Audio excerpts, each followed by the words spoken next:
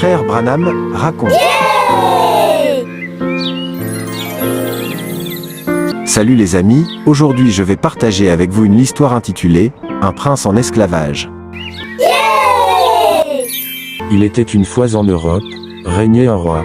Ce roi avait l'intention de conquérir quelques terres africaines et vendre ses habitants comme des esclaves en Amérique. Alors il réunit son conseil. Puis ordonna au chef de son armée d'y aller. Ayant sa carte avec lui, il prépara des différentes attaques et embuscades. Et le jour suivant de bonne heure, ils embarquèrent et partirent par la mer Méditerranée vers l'Afrique. Malgré les difficultés rencontrées, ils continuèrent leur chemin.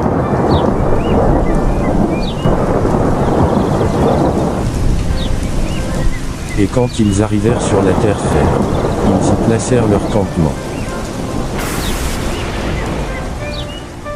De l'autre côté, on informa au roi Nkosi qu'il y avait des Européens qui voulaient attaquer son village. Et il prépara ses hommes à la bataille. Et le combat eut lieu dans la forêt qui était près du village.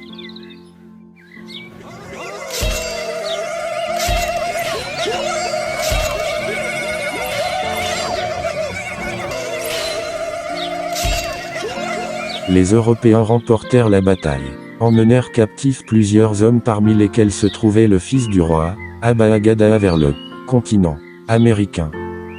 Ces hommes étaient échangés contre sucre, coton, café, cacao, tabac, indigo. Ils étaient donc réduits travaillant dans les champs de coton ou de canne à sucre. Les esclaves étaient tristes, parce qu'ils étaient loin de chez eux. Ils étaient soumis à plusieurs coups de fouet parce qu'ils ne voulaient pas travailler. Ils se disaient qu'ils ne reverraient plus jamais leur maison, leurs enfants, leurs parents, les membres de leur famille. Ils étaient très abattus.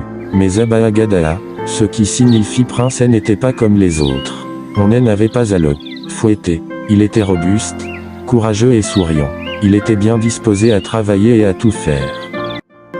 Cela attira l'attention du gardien des esclaves. Il lui interrogea en disant « Pourquoi te comportes-tu ainsi ? T'es toujours joyeuse alors que tu es un esclave.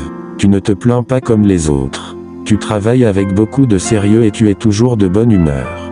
Qu'est-ce que c'est ?» Alors Abba-Agadaha lui répondit « Ma patrie, je suis le fils du roi, voilà pourquoi je n'ai pas à me plaindre ni à m'inquiéter parce que quel que soit l'endroit où je me trouve je suis un prince et je garde mon identité. » Quelques jours plus tard, un riche marchand américain passait, il vit un groupe d'esclaves à vendre.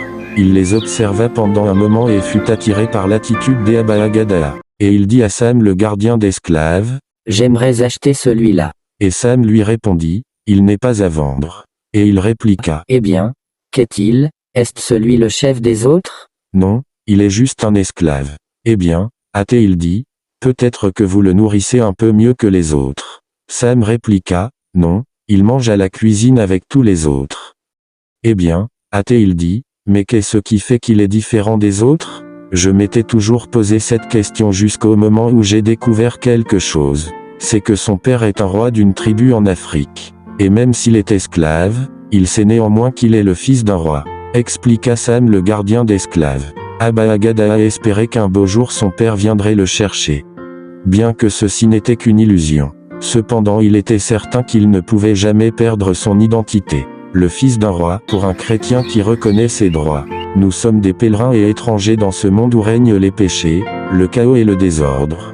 Même si le diable nous opprime par la maladie, la famine, les épreuves, la nudité, les soucis et les tribulations, nous n'avons pas à nous inquiéter.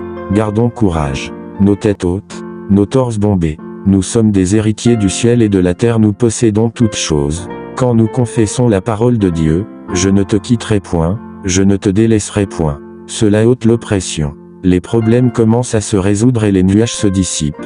Nous savons que Dieu a fait la promesse, qu'il est fidèle, il tiendra sa parole. Oui, vous êtes les enfants du roi, des fils et des filles du roi des rois. Que Dieu vous bénisse.